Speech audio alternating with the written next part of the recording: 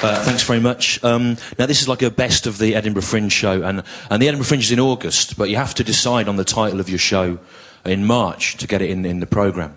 And originally, I was going to call my Edinburgh show March of the Mallards, because I'd seen that American film, March of the Penguins, which the American religious right loved, because in it, penguins live essentially ethical lives. They pair off for life, they nurture their young, they're good, and the American born-again Christians said that this film showed us, March of the Penguins, that nature was essentially moral.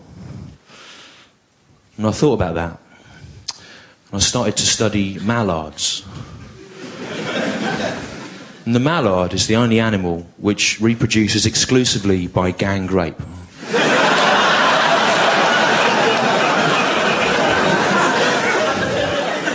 And it's also the only bird to have ever been filmed by scientists indulging in homosexual necrophilia. So I thought you could do a show about mallards called March of the Mallards, which would show us that nature essentially wanted us to be evil. Perhaps have it voiced in a sentimental way by Morgan Freeman.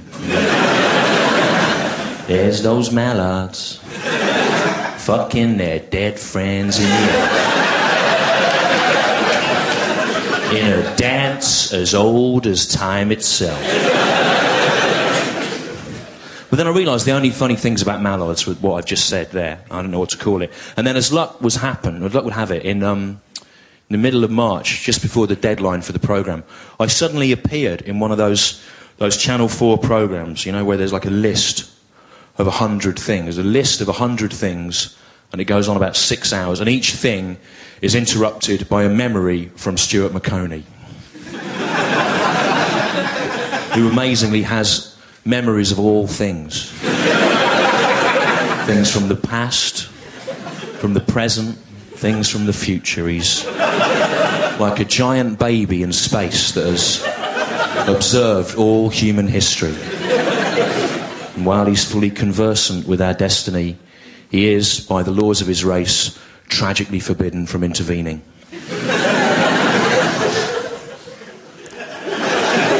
Now, I appeared in this programme because I inexplicably came out in a list of the 100 greatest comedians of all time as number 41, and no one was more surprised than my mother, who is basically embarrassed and ashamed by what I do. She, me being 41 in a list of comedians, for her that's a bit like if I'd appeared in a list of the 100 tallest dwarves.